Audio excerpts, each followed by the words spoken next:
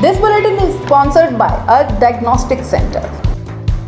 नमस्कार, मैं हूं जयश्री नागदा और आप देख रहे हैं सीबीसी न्यूज राजस्थान का प्राइम टाइम बुलेटिन। खबरों में जाने से पहले एक नजर आज की न्यूज हेडलाइंस पर। उदयपुर में महाकाल का जल विहार। बाबा महाकाल अलग अलग रूप में निकलते हैं भक्तों को दर्शन देने। 2 दिन बाद मानसून का धमाकेदार डोज। 4 अगस्त को उदयपुर में होगी भारी बरसात। क्या छलकेगा फतेह सागर? फट गया कलेजा जब वीरांगना ने किया सैल्यूट। शहीद पति को किया आखिरी सलाम। हर कोई रो दिया। हे माँ तूने छोड़ा, अब हाथ की लकीरें ले गई स्पेन। 1.5 साल का बच्चा स्पेन के पति पत्नी ने गोद लिया। ये कैसा खेल, पढ़ाई की आड़ में धर्मांतरण। स्कूल के संस्था प्रधान के साथ बांसवाड़ा के 2 युवा भी आए हिरासत में। सरपंच संघ पंचायत राज मंत्री के विरोध में क्यों? पंचायती राज मंत्री रमेश मीणा के इस्तीफे की मांग की प्रदेश सरपंच संघ ने की मांग। और अब खबरें विस्तार से। उदयपुर में श्रावण मास के तीसरे सोमवार पर आशुतोष भगवान महाकालेश्वर ने जल विहार किया। रानी रोड स्थित श्री महाकालेश्वर महादेव मंदिर में श्रावण के तृतीय सोमवार के अवसर पर पारंपरिक प्राचीन प्रथा के अनुरूप धार्मिक अनुष्ठान आयोजित हुए। सूर्योदय पूर्व से ही शिव भक्त जलाभिषेक करने के लिए पहुंचने लगे। प्रभु महाकालेश्वर के समक्ष रुद्रपाठ सहस्त्र धारा अभिषेक हुआ। इसके बाद श्रावण महोत्सव समिति की ओर से वैदिक मंत्रोच्चार के साथ महाकालेश्वर का सहस्त्र धारा जलाभिषेक और पंचामृत तथा विभिन्न पवित्र नदियों से मंगवाए गए जल से अभिषेक किया गया। प्रन्यास अध्यक्ष तेज सिंह सरूप्रिया ने बताया कि तीसरे सोमवार को पारंपरिक रूप से प्रभु महाकालेश्वर महादेव के प्रतीकात्मक स्वरूप को रजत पालकी में विराजमान कर अभिजीत मुहूर्त 12:15 बजे मंदिर परिक्रमा पथ का चक्कर लगाते हुए गंगा घाट पर ले जाया गया, जहां प्रभु महाकालेश्वर का जलाभिषेक करा घाट पर जल विहार करवाया गया। गंगा घाट पर प्रभु महाकालेश्वर के जलाभिषेक के बाद महाआरती की गई। आगामी 8 अगस्त को निकलने वाली शाही सवारी की तैयारियां पूर्ण हो गई हैं। शहर में बैनर पोस्टर लगने लग गए हैं। मनसा महादेव के व्रत होने से आज मंदिर में महिलाओं ने व्रत की पूजा अर्चना की। महाकालेश्वर को मंदिर प्रांगण में बनाए गए जल विहार में प्रभु महाकालेश्वर की पालकी को विराजमान कर उन्हें झूला झुलाया गया। महिलाओं ने मिट्टी के शिवलिंग बना पार्थेश्वर की पूजा भी की। प्रतिष्ठित विद्यालय समूह जिसकी ब्रांचेस पूरे भारतवर्ष में फैली है, उसे जरूरत है जयपुर, अजमेर, जोधपुर, कोटा, उदयपुर, चित्तौड़गढ़, भीलवाड़ा, बांसवाड़ा, राजसमंद, बीकानेर, भरतपुर, श्रीगंगानगर, हनुमानगढ़, सीकर, ब्यावर में एक ऐसी जगह की जहां विद्यालय की स्थापना की जा सके। जमीन जो कम से कम 80,000 स्क्वायर फीट हो और 40,000 स्क्वायर फीट जमीन पर भवन बना हुआ हो, या चाहे तो सीबीएसई के नियमानुसार निर्माण करवा कर भी दे सकते हैं। अगर आपके पास ऐसी जगह उपलब्ध है या आप जानते हैं तो जल्दी कीजिए और डिटेल्स और पिक्चर अभी दिए गए नंबर पर भेज दीजिए। आपका एक प्रयास शिक्षा की अलग जगाने में मदद कर सकता है। संपर्क करें। उदयपुर में बुधवार से मानसून का चौथा दौर शुरू होगा। पिछले 1 सप्ताह से उदयपुर सहित पूरे मेवाड़ में मानसून धीमा पड़ गया था, मगर अब 3 अगस्त से मानसून का चौथा दौर शुरू होगा। इससे पहले सोमवार सुबह से ही बादल छाए रहे। मौसम विभाग का अनुमान है कि सोमवार और मंगलवार को बादल छाए रहने की, बिजली कड़कने की घटनाएं हो सकती हैं। वहीं 3 अगस्त से बारिश का दौर शुरू होने के साथ ही 4 अगस्त को उदयपुर में भारी बरसात हो सकती है। इधर बरसात नहीं होने के बावजूद मदार बांधों से हो रही आवक के चलते फतेह सागर का जलस्तर लगातार बढ़ रहा है। सोमवार सुबह फतेह सागर 11.6 फीट तक पहुंच गया। अब यह अपनी कुल भराव क्षमता से महज 1.5 फीट खाली है। छोटे और बड़े मदार बांध से लगातार हो रही पानी की आवक के चलते मदार नहर का जलस्तर 2.2 फीट है, जिससे फतेह सागर में लगातार आवक हो रही है।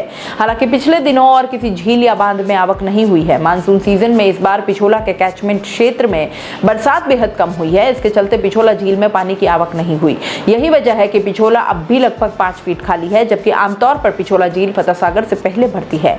वहीं पिछोला को भरने वाले देवास और मादड़ी बांध भी अब तक खाली हैं। ऐसे में मानसून के अगले दौर से इस हिस्से में बरसात की उम्मीद है, जिससे पिछोला सहित इस क्षेत्र के बांधों में आवक हो सके। उदयपुर में जुलाई के महीने में अच्छी बरसात से कई बांध और झीलें भर गई, मगर अब भी कई प्रमुख झीलें खाली है। इसमें उदय सागर, बड़ी वल्लभनगर, पिछोला, देवास, मादड़ी, आकोदड़ा, मानसीवाकल और गोवर्धन सागर प्रमुख है। जल संसाधन विभाग उम्मीद कर रहा है कि इस मानसूनी सीजन में बड़ी को छोड़कर बाकी सभी बांध पूरे भर सकते हैं। इससे पूरे साल उदयपुर में पानी की किल्लत नहीं होगी। संयुक्त राष्ट्र के शांति मिशन के दौरान अफ्रीका के कांगो डीआर में प्रदर्शनकारियों के हमले में शहीद हुए राजस्थान के 2 बीएसएफ जवानों की पार्थिव देह आज तिरंगा यात्रा के साथ उनके पैतृक गांव पहुंची। उन्हें अंतिम विदाई देने के लिए दोनों के गांवों में हजारों लोग जुटे और दोनों गांव देशभक्ति के नारों से गूंजते रहे। वहीं शहीद शिशुपाल को देखकर पूरा परिवार भावुक हो गया। पत्नी कमला देवी अपने पति को देखकर वंदे मातरम के नारे लगाने लगी, फिर भावुक हो गई। उन्होंने पति के करीब जाकर उन्हें सैल्यूट किया। बाड़मेर निवासी हेड कांस्टेबल सामलाराम बिश्नोई की पार्थिव देह को सुबह बीएसएफ के 83 सेक्टर में श्रद्धांजलि दी गई। इसके बाद पार्थिव देह बाड़मेर में शहीद सर्कल, चौहटन सर्कल, कुर्जा फांटा, सनावड़ा, महलू होते हुए गुड़ामलानी स्थित उनके पैतृक गांव बांड पहुंचा। राष्ट्रीय सम्मान के साथ शहीद का अंतिम संस्कार किया जाएगा। इससे पहले सीकर निवासी हेड कांस्टेबल शिशुपाल सिंह का पार्थिव शरीर विभिन्न इलाकों से होता हुआ उनके गांव बागड़ियों का पास पहुंचा। शिशुपाल को देखकर पूरा परिवार भावुक हो गया। पत्नी कमला देवी अपने पति को देखकर वंदे मातरम के नारे लगाने लगी और फिर भावुक हो गई। उन्होंने पति के करीब जाकर उन्हें सैल्यूट किया। घर से अंतिम यात्रा अंत्येष्टि स्थल पहुंची और बेटी प्रशांत ने उन्हें मुखाग्नि दी। शहीद शिशुपाल की बेटी कविता ने कहा कि मेरे पापा ने हमसे ज्यादा समय अपनी नौकरी को दिया है। पापा की शहादत के बाद हम लोग 6 दिन तक जयपुर में रहे, लेकिन हमें कोई भी पूछने के लिए नहीं आया। यहाँ तक कि हमें यह भी नहीं बताया गया कि पापा की पार्थिव देह कब आएगी। कहा कि पापा की कांगो में शहादत के मामले की जांच होनी चाहिए। साथ ही जो सैनिक ड्यूटी में लगे रहते हैं उनकी भी सुरक्षा की जिम्मेदारी होनी चाहिए। शिशुपाल की वीरांगना कमला देवी ने कहा कि मुझे गर्व है कि मेरे पति ने संयुक्त राष्ट्र शांति मिशन में शहादत दी है। वीरांगना ने कहा कि हमारे परिवार के 11 लोग देश सेवा में शामिल हैं। उन्हें सबसे बड़ा दुख इस बात का है कि पति की मौत के 6 दिन में भी कोई जनप्रतिनिधि उनसे मिलने के लिए नहीं आया। यहाँ तक कि पीसीसी चीफ और लक्ष्मणगढ़ विधायक गोविंद सिंह लोटासरा ने भी हमारी कोई सुध नहीं ली। स्पेन के एक दंपति ने उदयपुर के राजकीय शिशुगृह से बच्चे को गोद लिया है। गोद संबंधी सारी कार्यवाही पूरी होने के बाद सोमवार को दंपति उदयपुर पहुंचा और बच्चे को लेकर रवाना हुआ। 1.5 वर्षीय बच्चे के स्पेन जाने के बाद भी केंद्रीय दत्तक ग्रहण संसाधन प्राधिकरण यानी कि सेंट्रल एडॉप्शन रिसोर्स अथॉरिटी की पूरी नजर रहेगी। इसी के जरिए दंपति ने बच्चे को गोद लेने की प्रक्रिया की थी। गोद लेने वाले पति पुलिसकर्मी और पत्नी टेक्निकल कंपनी में जॉब करती है। उदयपुर से अब तक 15 बच्चे विदेशी दंपतियों को गोद दिए जा चुके हैं। बाल शिशुगृह उदयपुर की अधीक्षक वीणा मेहरचंदानी ने बताया कि पिछले 2 महीनों से बच्चे को गोद दिए जाने को लेकर कानूनी प्रक्रिया प्रोसेस में थी। उदयपुर के पारिवारिक न्यायालय द्वारा प्रक्रिया पूर्ण करने के बाद बच्चे को उसके कानून माता पिता को सौंपा गया। दंपति की शादी को 8 साल हो गए थे, मगर उन्हें संतान नहीं हुई। 6 महीने पहले दंपति ने केंद्रीय दत्तक ग्रहण संसाधन प्राधिकरण के जरिए बच्चा गोद लेने की इच्छा जताई। इस पर अलग अलग चरण पूरे होने के बाद दंपति ने बच्चे को देखा, इसके गोद लेने का मानस बनाया। मेहरचंदानी बताती हैं कि जन्म प्रमाण पत्र समेत सारी औपचारिकताओं के बाद इंडियन पासपोर्ट से बच्चे को स्पेन भेजा गया है, जहां कुछ दिनों में उसे स्पेन की नागरिकता मिल जाएगी। बच्चे को डिले डेवलपमेंट डिजीज है, यह भी दंपति को बता दिया गया है। यह बच्चा 1.5 साल पहले उदयपुर के एमबी अस्पताल के शिशुपालना में मिला था। इसके बाद शिशु को बाल कल्याण समिति ने चित्रकूट नगर स्थित राजकीय शिशुगृह में भेजा। उन्होंने बताया कि स्पेनिश दंपति बच्चे को पाकर काफी ज्यादा खुश थे। वे कई सालों से किसी बच्चे को गोद लेने का मन बना रहे थे।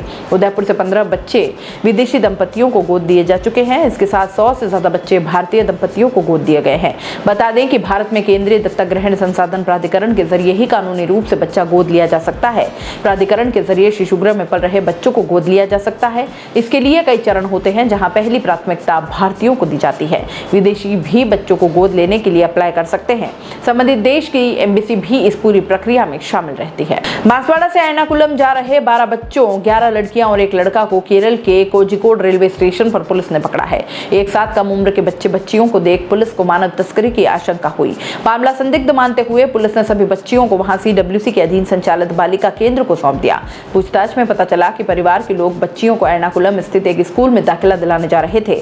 बालिका केंद्र में रखी गई बच्चियों का पुलिस ने मेडिकल करवाया है। पुलिस ने उस स्कूल के संस्था प्रधान के साथ बांसवाड़ा से गए 2 युवाओं को भी हिरासत में लिया है। पुलिस और CWC के अनुसार बच्चियों को आश्रय देने वाली संस्था करुणा भवन JJ एक्ट में रजिस्टर्ड नहीं है।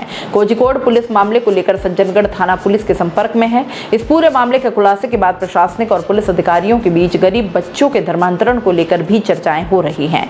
सज्जनगढ़ थाना पुलिस ने बताया कि केरल पुलिस ने सज्जनगढ़ थाना क्षेत्र के श्यामलाल पारगी और लोकेश नाम के लड़के को पकड़ा है। श्यामलाल पारगी सज्जनगढ़ में ग्राम विकास अधिकारी बदामी लाल पारगी का लड़का है। श्यामलाल और उसका परिवार क्रिश्चियन धर्म को मानने वाला है। श्यामलाल खुद भी 8वीं तक एर्नाकुलम स्कूल में पढ़ा है। इसके बाद उसने स्कूल से BSc की है। वहीं दूसरे लड़के का नाम लोकेश होने की जानकारी मिली है, जिसका भाई लक्ष्मण है, जो सरपंच के चुनाव में हारा हुआ कैंडिडेट है। लोकेश को शिक्षा के क्षेत्र में PhD किया हुआ बताते हैं लोग। दोनों युवा जहां से बिलोंग करते हैं उस इलाके में आदिवासी परिवारों के क्रिश्चियन में कन्वर्ट होने के ढेरों मामले हैं। हालांकि पुलिस एर्नाकुलम में संचालित स्कूल को सरकारी बता रही है, जबकि बच्चियों को रखने वाली संस्था को लेकर सवाल खड़े हो रहे हैं। अनरजिस्टर्ड संस्था में बच्चियों को पहुंचाने के सामने आए मामले के बाद पुलिस अब तक वहां गए बच्चों की तलाश में जुटी है। पहले गए हुए बच्चों के साथ क्या हुआ, वहां पढ़कर आए ऐसे कितने बच्चे हैं जो आने के बाद धर्मांतरण का शिकार हुए हैं। गरीब आदिवासी परिवारों के ऐसे कितने मामले में हैं जिन्हें निःशुल्क शिक्षा के नाम से छोटी कक्षाओं में धर्मांतरण नियंत्रण की भाषा सिखाई जाती है। वहाँ पहले से रहने वाले बच्चों को किस तरह का माहौल दिया जाता है और उन्हें किस तरह से तैयार किया जाता है, ऐसे कई सवालों का जवाब पुलिस तलाशने में जुटी हुई है। मानव तस्करी विरोधी यूनिट के सीआई मनीष चारण बताते हैं कि संपर्क के दौरान केरल पुलिस ने बताया कि बच्चियों को CWC को सौंपा गया है। दर्ज FIR में क्या शामिल किया गया है, इस बारे में कोई अधिकृत जानकारी नहीं है। SP राजेश कुमार मीणा भी बताते हैं कि केरल की रेलवे पुलिस थाने और CWC से संपर्क में है। कुल 12 में 4 बच्चों के पेरेंट्स साथ थे, जबकि 8 बच्चों के माता पिता साथ नहीं थे, इसलिए पुलिस ने शक के आधार पर वहां पकड़ा है। CWC या पेरेंट्स की ओर से शिकायत मिलेगी तो यहां की पुलिस मामले की जांच करेगी। नागौर दौरे के दौरान सरपंचों को भ्रष्ट बताने वाले मामले में प्रदेश के पंचायती राज मंत्री रमेश मीणा घिरते दिख रहे हैं। उनके इस्तीफे की मांग को लेकर प्रदेश सरपंच संघ ने पूरे प्रदेश में एक साथ मोर्चा खोल दिया है। इस कड़ी में सोमवार को बांसवाड़ा कलेक्ट्रेट के बाहर सरपंच संघ के पदाधिकारियों की ओर से धरना दिया गया। साथ ही सरपंचों को भ्रष्ट बताने जैसे आरोप लगाने वाले मंत्री से इस्तीफा लेने की मांग उठाई गई। संगठन की ओर से 36 सूत्रीय मांगों को लेकर CM के नाम जिला कलेक्टर को ज्ञापन भी दिया गया। संगठन जिलाध्यक्ष अशोक डामोर के नेतृत्व में बड़ी संख्या में सरपंचों ने यहां धरना प्रदर्शन में हिस्सा लिया। जिला प्रवक्ता राकेश रावत ने कहा कि 21 मार्च 2022 को पंचायती राज मंत्री ने सरपंच संघ की बैठक में बहुत सी मांगे मानी थी, लेकिन आज तक उनसे जुड़े हुए आदेश जारी नहीं हुए। आगामी 5 अगस्त को प्रदेश सरपंच संघ के नेतृत्व में जयपुर में धरना प्रदर्शन होगा। पंचायती राज मंत्री से इस्तीफा लिया जाए। नागौर दौरे के दौरान पंचायती राज मंत्री रमेश मीणा ने सरपंच संघ के साथ हुए समझौते के विपरीत बोला। टेंडर प्रक्रिया में 3 कोटेशन से सामग्री खरीद की अनुमति के संशोधित आदेश जारी हो, NGO की ओर से होने वाली ऑडिट जांच बंद हो, सामाजिक अंकेक्षण, ब्लॉक संसाधन, ग्राम संसाधन के माध्यम से पूर्व की भांति ऑडिट करवाई जाए। ग्रामीण लोगों की सुविधा के लिए हैंडपंप, टांका, टंकी, बोरिंग और अन्य विकास कामों के लिए 100 रुपए की सहमति पत्र पर कार्य कराने की अनुमति दी जाए। मनरेगा के बकाया कामों का बजट 7 दिन में जारी किया जाए। राज्य वित्त आयोग और 15वें वित्त आयोग की बकाया राशि का भुगतान भी करवाया जाए। ग्राम पंचायत की ओर से विक्रय पट्टे में सीधे पुलिस में प्राथमिकी दर्ज कराने की बजाय प्रशासनिक स्तर पर अपील का प्रावधान किया जाए और इस तरह से कई अन्य बिंदुओं की मांग पत्र में शामिल किया गया है। प्राइम टाइम बुलेटिन में इतना ही। दीजिए इजाजत। नमस्कार। This bulletin is sponsored by a diagnostic center. दोस्तों, CBC न्यूज आपके सहयोग से लगातार बढ़ता जा रहा है। स्वतंत्र पत्रकारिता का सहयोग करने के लिए आपका धन्यवाद। सबसे पहले तो जिन लोगों ने हमारे चैनल को सब्सक्राइब नहीं किया है तो पहले सब्सक्राइब करें, जिसका कोई शुल्क नहीं लगता और बड़ा आसान है। बस नीचे दिख रहे लाल सब्सक्राइब के बटन को दबाना है और पास में दिख रहे बेल आइकन को भी दबाना है, ताकि आपको अपने CBC न्यूज के हर अपडेट्स मिल सके। हमारे इंस्टाग्राम पेज और फेसबुक पेज को भी लाइक करें, फॉलो करें, वहां पर भी आपको मिलती है तरह तरह की अपडेट्स। हम पूरे राजस्थान से आपके लिए लाते हैं वो खास खबरें जो आपके लिए जरूरी है, और वो भी पूरी बेबाकी के साथ। पत्रकारिता के इस मुश्किल दौर में आपकी आवाज जिम्मेदारों तक पहुंचाना ही हमारा लक्ष्य है, और ये आपके सहयोग के बिना संभव नहीं है। हमारा सहयोग करें, स्वतंत्र पत्रकारिता में अपना योगदान दें और ज्वाइन बटन पर जाकर सदस्यता लें, चाहे सबसे छोटी सहायता के रूप में ही क्यों ना हो। जनता की बेबाक आवाज बने रहें, उसके लिए सहयोग आपको ही करना है। सब्सक्राइब करिए और ज्वाइन बटन पर क्लिक कर सदस्यता ग्रहण कीजिए।